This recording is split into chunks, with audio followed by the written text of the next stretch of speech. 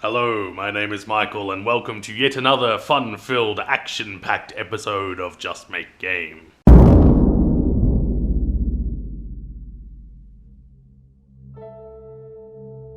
Well, first of all, sorry that this episode is a touch late this month, but I live in a pretty crappy apartment, and over the last couple of days, the ceiling above my PC has started leaking.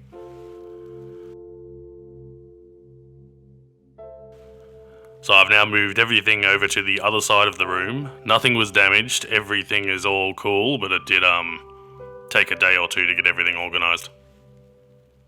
Anyway, on to the game. This month I submitted Bannerman to PAX Australia's Indie Showcase. If you don't know what the Indie Showcase is, it's basically a competition where you submit your game, and if you get in, you get a booth at PAX, which is one of the biggest gaming conventions in the world. So I've definitely got fingers crossed for that one. Here's hoping.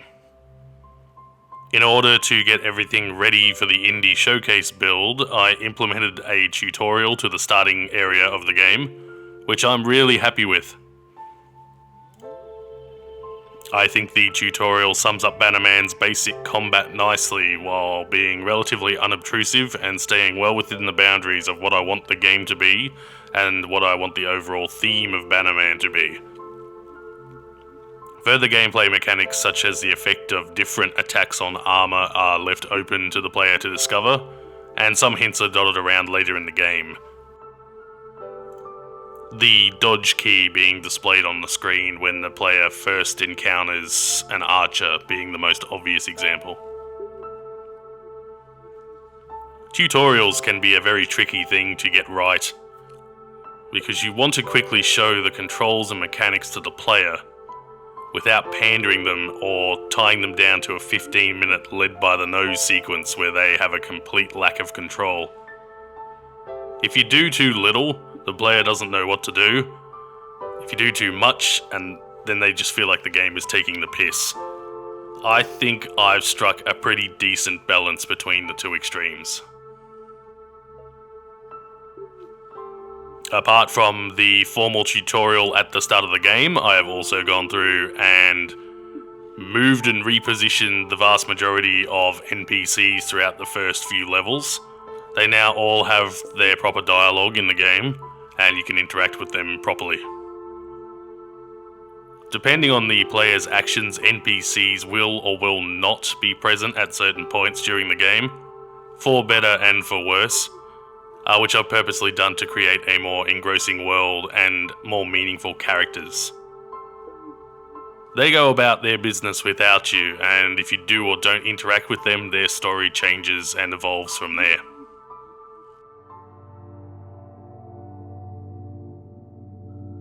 I have also fixed up quite a few little boring things as well. Displayed inputs now correspond to the player having the gamepad connected or using the keyboard controls.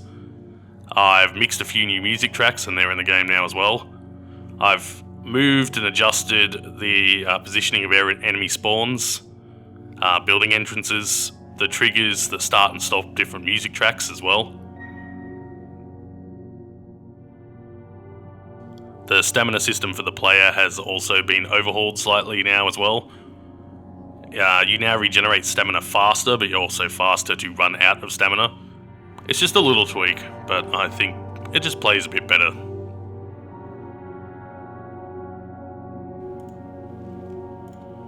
A good chunk of my time this month was spent rotoscoping the enemy which you encounter in the tutorial. He is not a throwaway character that you only encounter once for that tutorial. He's actually present throughout the game and plays a pretty large role. His role is a bit of a spoiler, so I'm not going to go into it, but he's got lots of different animations that I had to both film and then animate up. But he's pretty much done now, and that means I can pretty easily bring him in at later points in the game when I need him as well.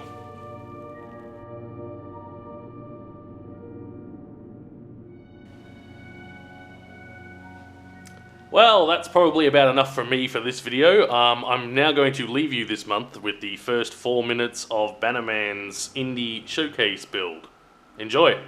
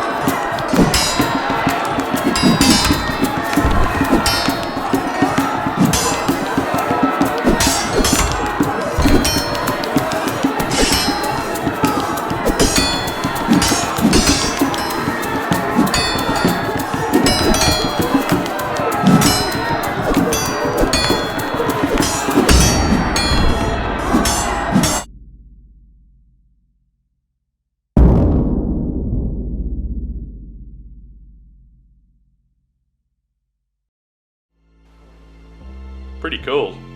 Alright, that pretty much does me for this month. I'll see you again next month for another episode of Just Make Game.